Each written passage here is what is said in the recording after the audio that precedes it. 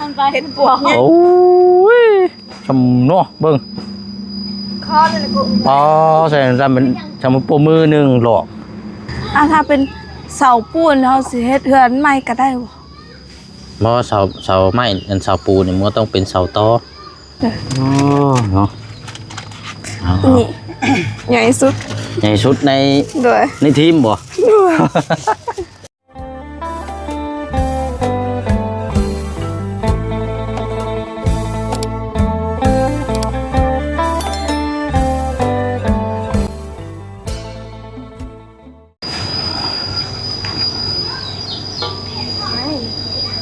คือว่าพร้อมหน้าพร้อมตากันมื้อนี้เนาะพากันสุ่มจ้องมองอย่างนี้นี่เนาะในกระมังมีหยังอ่ะนะเฮ็ดปวกเฮ็ดปวกอ๋อทุมันเมนบ่เฮ็ดปวกนะเป็นเฮ็ดหยังนะมันเฮ็ดปวกเฮ็ดปลอมบ่จักบ่หลอกใหญ่แท้มันไปเฮ็ดปวกโอ้ยชมเนาะเบิ่งคอเลยกูอ๋อใส่ทำเป็นทำปูมือหนึ่งหลอกเอามื้อนี้มาพร้อมกับเบาเตียงทองมื้อนี้เนาะโอ้นี่แหละเพิ่นห้องว่าเจ้าของมาบ่ได้กับตัวแทนเนาะเพิ่นห้องพี่น้องเอาอะไรเนาะมาเยี่ยมมายามเนาะพี่น้องเนาะผ้าผลกะหากระยุทธ์หากระเซาที่นี่แหละพี่น้องเนาะโอ้ยเนาะเอามาอัปเดตเบิ่งน้ำกันอีกสำหรับทางเคสของทางน้องป๊อปเนาะพี่น้องเนาะความคืบหน้าเป็นจังใดเนาะพี่น้องเนาะก็ได้ยินว่าทางบ่าวบุญเนาะทีมงานทางบ่าวบุญสารวัตรว่าสร้างเสาหรือบ่หรือว่ายังอยู่พี่น้องเนาะเอาเดี๋ยวพูดคุยตามน้ำกันอีกเนาะพี่น้องเนาะทักทายสบายดีและสวัสดีพ่อแม่พี่น้องเบิร์สุขุสุคนเด้อพี่น้องเนาะสบายดีพี่น้องสิเข้า9 โมงแล้วล่ะพี่น้องตอนนี้เนาะพี่น้องเนาะจบจากนี้ก็แม่นไปแสดงความยินดีน้ำเคสของทางน้องแต่งจริงขึ้นบ้านเรือนซานหลังไม้เนาะมือดีมืองามมือนี้กับทางครอบครัวเพิ่นเนาะพี่น้องเนาะเอาเดี๋ยวมาพูดมาคุยมาถามน้ำกันก้อนเนาะเคสของทางน้องป๊อปเดืองเฮือนเดืองซานพี่น้องเป็นจังใด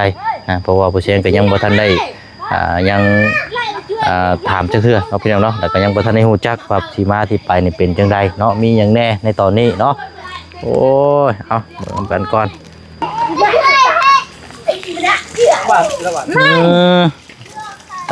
เอาสบายดีอีกรอบนึงเนาะอ๋อใช่นะมาพี่นะเห็ดปวกนะมาพี่มาเบิ่งก่อนเมนบ่อนี่นะ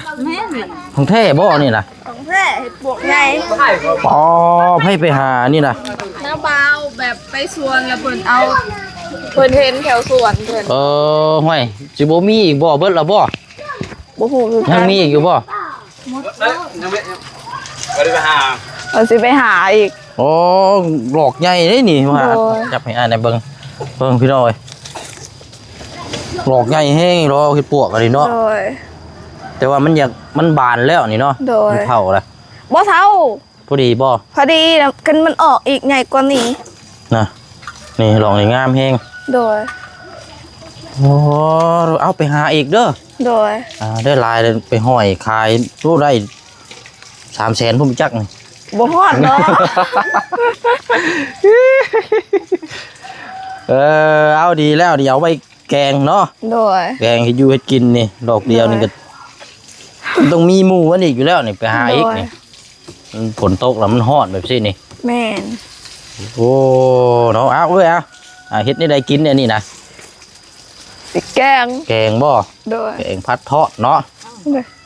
ใส่ใบผักขามแกงใส่ใบมะขามว้าวอีกแล้วบ้านแกงอีลีแหละมันจึงสีนัวมันแซ่บไอ้บ่เคยแกงบ่ใส่ใบผักขามนี่บ่ได้ลองเบิ่งส่วนหลายมีแต่ใส่ต้มพอแล้วนี่พวกแกงพวกมันใบมะขามนี่มีแต่ต้มโดยก็ได้คือกันนั่นแหละเนาะประเภทส้มเลยโดยเนาะเอาไปบ้านนี้เดียวพูดก่อนพี่น้อยถามพูดคุยกับทางน้องป๊อปก่อนเป็นนี่ได้นี่คือได้ใส่เสื้อบ่เตียงทองกะหากฝนตกมาแต่ส่วนเลยก็เลยอาบน้ำแล้วก็เปลี่ยนใส่เสื้อตัวนี้เพราะว่าใส่แต่เมื่อคืนนี้แล้วโอ้เสื้อนี่มันใส่นี่นิ่มได้นี่เพราะว่าทาง เบาหลีเอามาให้แล้วก็เห็นว่างามแล้วก็ดีใจเพราะว่าอยากได้โดนแล้วบัดนี้2พื้นกับหมู่ข่อยก็เลยใส่พร้อมกันเลยใส่ตั้งแต่เมื่อคืนนี้แล้ว เพิ่นแจกบ่ โดยเบาหลีเอามาให้ บ่ดีมาวันบ่ดีมาหาเมื่อคืนนี่เนาะ โดยตกใจคิดว่าแม่นไผเอาอีหยังแบบไผสายซองมาข่อยคิดว่าคนไปกลางเครียดประมาณตอน7:00 นกาย เรามองมารอบเลิกได้บ่ดีนี่เนาะ แต่ว่าอ้ายเพิ่นบอกว่าอ้ายเพิ่นเสร็จบอกแล้วแต่ว่าโทรศัพท์ข่อยจักมันเป็นหยังแบบโดนเป็นชั่วโมง 2-3 ชั่วโมงมันจึงสิเด้งออกมาไปนั่งเพิ่นก่อนก็ได้ซะ โดย หากมาแต่เสียยามัน โดย เรียบร้อยแล้วบ่หรือว่ายังอยู่แล้วล่ะบ่เสียยามัน ยัง บ่แล้วอยู่ ยังบ่แล้วไปแต่5 โมงพอดีประมาณ 8 โมงเมื่อกี้นี่ฝนตกแฮง ใช่นี่เนาะบ่มีเตียงนั่งเลยเนาะ โดย เบียกแท้นี่ โดย ถึงก็นั่นไปยังออกมานั่งเนาะอาจจะลึงมารถมานั่งยาสินั่งนี่ก็ได้ป้อนน้ำเนาะสาดเข้ามาเปียกเบิดแต่ตารางเนาะได้ โด ถุน ย โอ้ เอามานั่งดูนอกหั่นบ่ ได้บ่เจ้าดึงอันนั้นได้ละดึงมารถฮะอันนั้นบ่แล้วก็ต้องดึงเขาไว้นั่งในรถนั่งรถเจ้าเนาะเอาคนอื่นบ่สิให้ถ้าเราบ่าวเจ้าอยู่ถูกหนึ่งกินนี่เราก็มีลูกน้อยอยู่เดี๋ยวเราจังแบ่งให้เราเด้อขนมกับอันนี้แหละอยู่ในนี่ไปแบ่งให้เราโอ้เนาะหากมาแต่วิกแต่งานเนาะ โดย หลายคนก็แสดงว่าไปนี่แต่เช้าได้นี่ โดย ไปจนว่าเช้าแล้วก็หากมานี่ โดย กินแล้วบ่ข้าวเนาะ ยัง บ่ทันได้กินข้าวอยู่ โดย ข้าวเช้าได้เนาะ โดยเพราะว่าออกไปแต่เช้าแห่งดิแล้วก็มาอาบน้ำแล้วก็ โอเคเนาะ โดย ทางโมดีเขามาหาเมื่อคืนนี่เนาะเป็นจังได๋อันเพิ่มเติมมีหยังแน่น้องทางเวียกเนาะงบหรือว่าทางบ้านเรือนซานทางทีมงานมาแจ้งหยังเพิ่มเติมแน่ มีแต่งบตัวเก่าหั่นงบตัวใหม่ยังบ่มี เมื่อนี้เพิ่นได้แจ้งบอกอยู่ว่าสิเอาสั่งหยังมา เสาบ่จักมื้อนี้บ่แม่นมื้อนี้ก็มื้ออื่น อันเสานี่ไผสั่ง บ่าวบุญสารวัตรสั่ง เอาทางบ่บุญบ่ โดย เป็นเสาไม้บ่เนาะ บ่ฮู้คือกันถ้าเป็นเสาปูนเฮาสิเฮ็ดเฮือนใหม่ก็ได้บ่ บ่เสาไม้อันเสาปูนนี่มันก็ต้องเป็นเสาตอ เด้อ ก็ต้องเสาอันนี้แหละน่าจะเป็นเสาไม้นี่แหละเสาปูนนี่มันแพง โดย มันเกือบโอ้ย แต่ว่าเป็นเสาปูนนี่แบบเฮ็ดเฮือนใหม่นี่ได้บ่ ได้ แต่ว่าต้องเป็นเสาตอ เด้อ มันจะเป็นเสาตอ2ชั้น เด้อ คือเคสอ้ายซอยนี่อยู่บ้านสะแล้วนี่เจ้าเขาเบิ่งอยู่บ่โทรศัพท์อันเคสของทางอาเจืองนี่ เห็นอยู่ เฮือนหลังนั่นแหละ เด้อ เฮือนหลังนั้นเป็นเฮือนหลังเดียวเลยที่เฮ็ดแบบนั้น เด้อ ที่อ้ายเคยสร้างมา เด้อ มันก็สิคือว่าเอาแล้วมันหลายขั้นตอน โดย แต่ว่าคือ นี่คือเจ้านั่งอยู่นี่เห็นบ่คือตัวนี้นั่นมันสิเป็นเสาปูนต่อ โดย ขึ้นไปถึงก็เป็นไม้ โดย แต่ว่าทานนี่ถามว่าความทนบ่สุดยอดลงมานี่สบาย ไม่บ่ เสาปูนถ้าเสาไม้นี่มันเป็นเสาตั้งเด้ โดย เพราะมันว่าความแข็งแรงเราความทนเนาะความอันนี้แต่ว่าไม้มันตั้งเคียงไปคือนี่เด้คือน้ำบ่าวเจ้าน่ะตั้งแบบชั้นน่ะมันเกิดลมมามันก็ยุดแต่ว่าเสาปูนนี่มันพังดินกับปูนอะไรเด้อ โดย มันยุดไปเลยแล้วก็ตัวคอตัวนี้มันก็ใส่น็อตแบบเพราะมันจับไปเบิดเลยน่ะมันแน่นเอาง่ายๆใช่มันชุดแล้ว โดย ความแน่นความอย่างบ่ต้องย่านลมมานะ โดย อ เคยคิดว่าเสาปูนนี่เฮ็ดเฮือนใหม่บ่ได้ ได้แต่ว่าต้องเป็นเสาตอได้ โดย เสาประมาณ2.50 เมตร โดย บ่ได้เอาเสายาวเด้ โดย คันว่าเสายาวนี่มันจะเป็นเฮือนสูงเกิน โดย เสา2.50 เมตร โดย เฮ็ดเฮือนในทางเจืองนะ โดย ประมาณนั่นแหละ จักต้นเนาะ เก้าต้นบ่ เก้าบ่ โดย พอดีแล้วพอดีงามแล้วเก้า โดย 6 คูณ 7เนาะอยู่น้ำกันจะคนก็ทั้งเบิด 7 คน 7 คน โดย พอดีแล้ว โดย 2 ห้องได้อยู่ โดย กัน2 ห้องระเบียงห้องนึง โดย สามกับเพื่อนน้องไม้นี่อยู่บ้านสกีพินนี่ โดย เสาอันนั้นกัน โดย มันก็เว้าเรื่องงบเนาะ โดย เฮ็ดเพื่อนนี่โอ้ยเปิดสิแล้วนี่มันบ่อุ้มหน้าอุ้มหลังอุ้มซ้ายอุ้มขวานี่บ่ได้แล้วได้ โดย คือเฮ็ดแต่ได้มานี่เฮาซอยกันหลายช่องหลายทาง โดย คนน่ะผู้นั้นรับผิดชอบตัวนี้ผู้นั้นเอาแนวนี้นะ โดย มันหลายเท่ามา โดย จากแรกคันว่ามีผู้เดียวเพิ่นซัพพอร์ตแบบว่าแบบซอยเลยแบบคือเคสคนทางน้องจริงๆนี่ก็คือเฮือนปูนนะมันก็สบายไปซั่นเนาะคนอื่นก็บ่ได้ซอย โดย หรือว่ามี2ครอบครัวมี2ท่านเนาะอยู่เฮือนน้องจริง โดย ๆแต่ว่าเฮือนมันใหญ่แค่นั้นน่ะ โดย มันเกือบครึ่งล้านบาทพุ่น โดย 600,000 บาทพุ่นบ่จักไปเนาะเลยเนาะ โดย โอ้ใหญ่แฮงนี่แล้วก็ตกแต่งงาม โดย งามหลายเฮือนหลังนั้นนะ โดย เอาเสาได้สร้างไปแล้วเนาะ โดย โอ้เอาเบิ่งนํกันเสาเนาะบัดนี้สิได้ว่างแถวนี้แล้วเนาะ โดย ว่ามือใดเนาะเสา ยังบ่ฮู้คือกันคันว่าวันมื้อนี้กับมื้ออื่น แม่นบ่ โดย แม่นมื้อนี้กับมื้ออื่น โดย แสดงว่าเสาไปนี่สร้างไปนี่หลายมื้อแล้วเนาะ โดยบ่ฮู้คือกันแต่ว่าบ่าวเพิ่นบอกแบบนี้ พอดีพองามเก้าเสาเพื่อนครอบครัวแล้วก็6-7 คนพี่น้องเอ้ย โดย ถ้าว่า12เสานี่ก็ใหญ่เกินคือว่าแหละมันก็โทษ อย่างมาหาเฮาเว้าเรื่องงบษา โดย เว้าเรื่องดูนี่มันก็ไผก็อยากได้ใหญ่เบิดนั่นแหละพี่น้องซ้ำฮอดรถเมล์พุ่นแหละ โดย แต่ว่ามันก็เว้าเรื่องงบเรื่องประมาณมันยันบ่แล้วเนาะ โดย บ่ทวงบ่ทันมันว่ามันก็มีหลายเคสหลายครอบครัว โดย ช่วยกันนะพี่น้อยแย่งกันไป โดย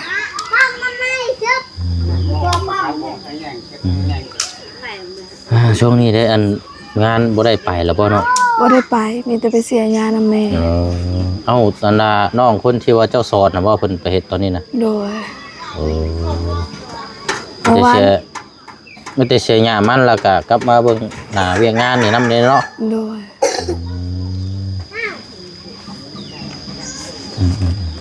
เมื่อคืนนี้พอดีเพิ่นหมู่มาเฮ็ดเวียกนั่นแหละมาลินอยู่นี่พอดีมาเจอเบาลีนั่งซุ่มอยู่แบบนี้หั่นก็คิดว่าบ่แม่นเพราะว่ามันมืดแล้วประมาณ7:00 นกายแล้วเด้คิดว่าคือสิบ่มีไผมามีแต่ลุงหนวดผู้เดียวประมาณนี้แล้วก็เพิ่นเอาไฟฉายส่องมาแล้วข่อยกับหมู่ล่ะนั่งดินแบบนี้แล้วก็หัวแล้วก็ตกใจแนมเบิ่งจังซี่เอ้างึดอยู่ไผเด้เนาะมาส่องเฮาก็บ่เห็นเพราะว่าเพิ่นจับไฟฉายเด้เห็นแต่มืดแล้วก็แบบมันเหลือมตา บ่ดีเมื่อคืนนี้บ่ โดยตกใจแฮงคิดว่าเป็นไผแล้ววันนี้เพิ่นหัวเอาจื้อเสียงหัวเพิ่นเลิศ เออ เพิ่นบ่หัวเลยถือว่าบ่เห็นแนมอยู่แนมบักดนๆก็เพิ่นบ่ได้ปากได้เว้าก็แนมไปอีกแล้วเพิ่นบอกว่าน้องป๊อบอยู่บ่แล้วข่อยก็บอกว่าโดยนี่เพิ่นข่อยฮู้จักเลิศเพิ่นก็หัวเลิศคิดเพิ่นก็บ่ฮู้คือการคิดว่าเป็นหมู่ข่อย แต่ว่าก็ตกใจเจ้าน่ะเนาะ ตกใจแล้วก็ดีใจนำเพราะว่าบ่ได้เห็นอายดนแล้วเด้ถือว่าดนพอสมควร แม่นว่าพระเจ้าพาทั้งแม่ไปห้องหมอเด้ โดย แม่ไปห้องหมอเบิ่งสลับบุญเวียนกัน โดย บ่สบาย โดย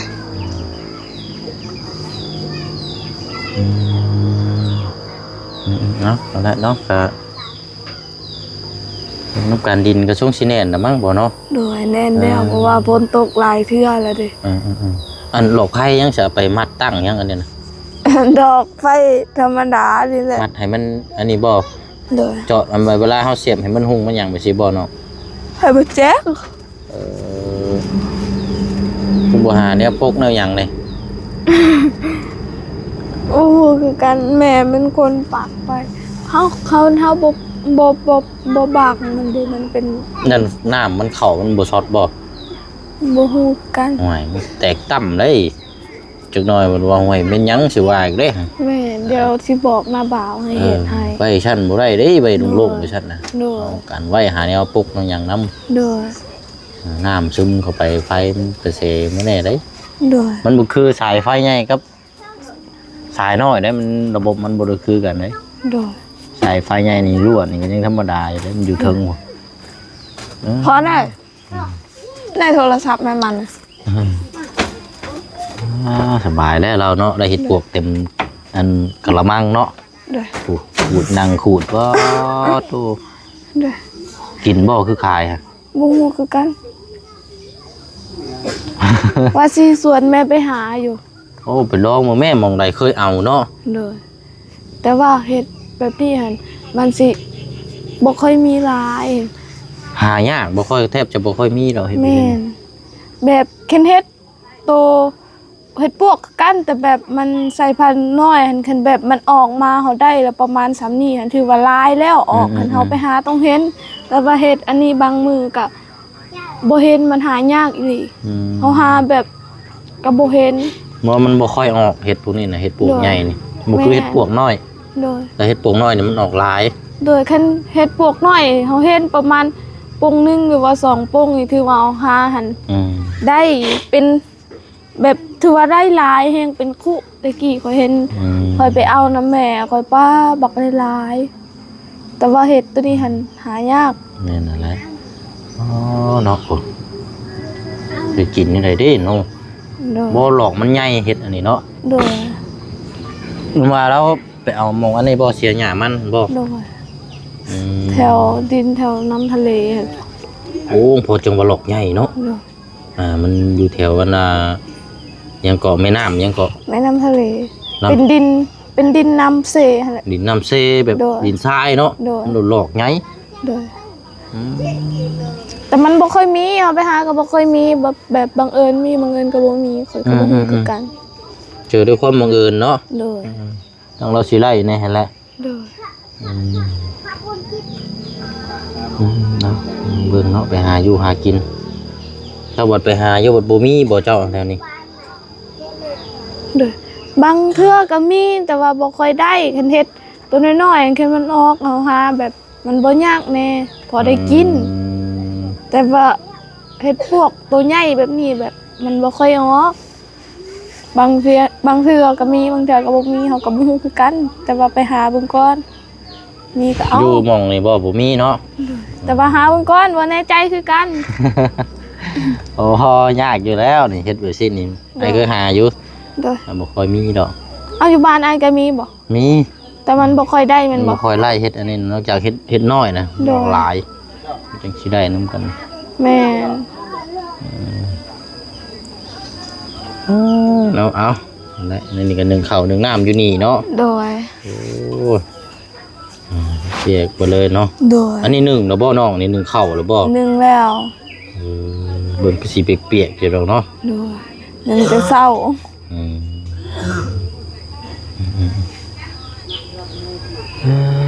เนาะ โดย นะแล้วน้องจะให้น้องเพิ่นหากินข้าวกินน้ำบัดนี้เนาะ โดยเอาไปให้น้าบ่าวก่อน ไปเนาะมาที่ก่อนก็ได้พี่น้องโอ้หนังขูดเฮ็ดอยู่พุ่น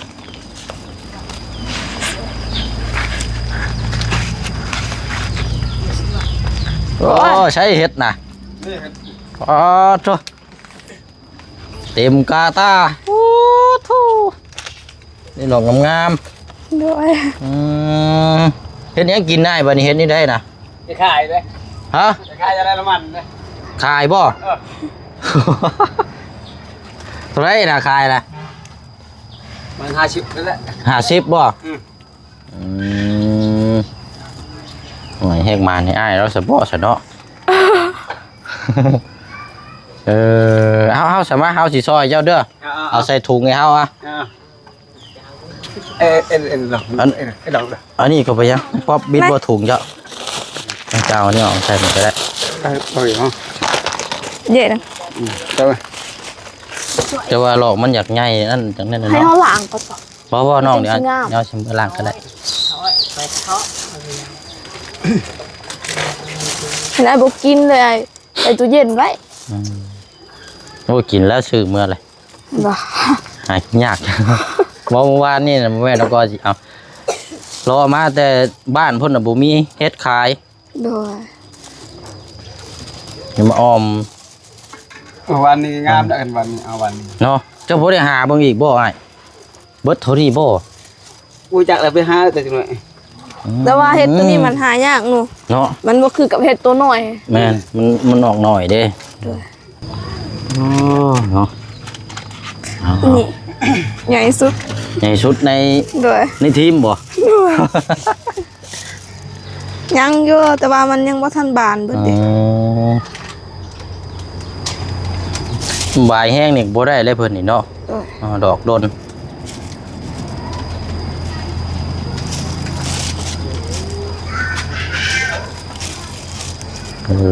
เอา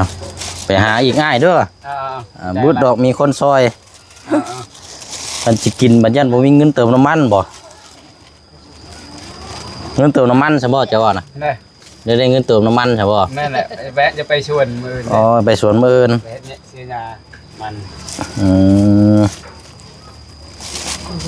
ก็เป็นครับบนหัว เนาะเอา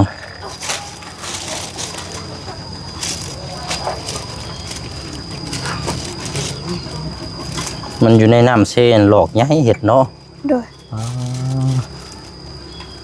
ผมเป็นน้ำเสกก็ออกง่ายคือกันแต่มันบ่ออกเห็ดอันนี้นะ บ่ค่อยออกเนาะ โดยคันมันเฮาเจออยู่ใส่กันมันออกมันก็ใหญ่เหมือนกัน ตัวโอ้พี่น้องเอ้ย โดย เต็มถุง โดย โอเคชับไปเดี๋ยวไปเอาเงินน้ำเฮาเด้อโอเคเอานั่นแหละน้องป๊อปก็เดี๋ยวช่วงแรงๆเด้อ โดย บ่แน่ได้มื้อนี้อาจถึงเธอจะว่าเสาเฮือนมาบ่จักเนาะ โดยบ่ฮู้คือ หัก กัน เบิ่งเด้อ เด้อ นั่นก็อยู่แถวบริเวณนี่แหละเนาะ โดย ยันว่าปึ๊บปั๊บมาหรือบ่แน่เลยพี่น้อย เด้อ นำหากันดิกทึกพอแห้งแล้ว เอาแล้วเดี๋ยวช่วงแรงมาหาใหม่เด้อ โดยขอบใจเด้อขอให้อายุดีมีแฮงขอให้ร่ำรวยๆจับหยังเฮ็ดหยังก็ขอให้เป็นเงินเป็นทองเด้อขอให้สมความปรารถนาขอให้พระเจ้าอวยพรเด้อ โดยแล้วเดี๋ยวจบนี่เราสิไปขึ้นบ้านใหม่น้องแต่งจริงก่อนมันไปเนาะเดี๋ยว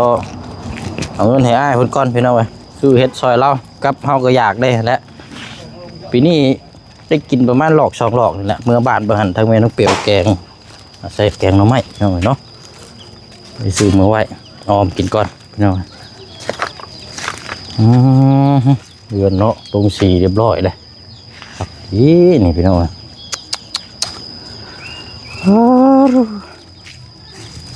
สืดกระเปื้อนบันนี้ถืออย่างนี้พี่น้องอะไรพี่น้องเนาะลาพี่ลาน้องก่อนเด้อพี่น้องเด้อเนาะสำหรับเคล็ดของทางน้องป๊อบก็จะฝากพี่พังน้องติดตามเบิ่งน้ำกันอีกเนาะพี่น้องเนาะลาพี่ลาน้องไปก่อนบ๊ายบายเด้อพี่น้องเด้อน้องเบิร์ดสุขุสุคนเนาะสบายดี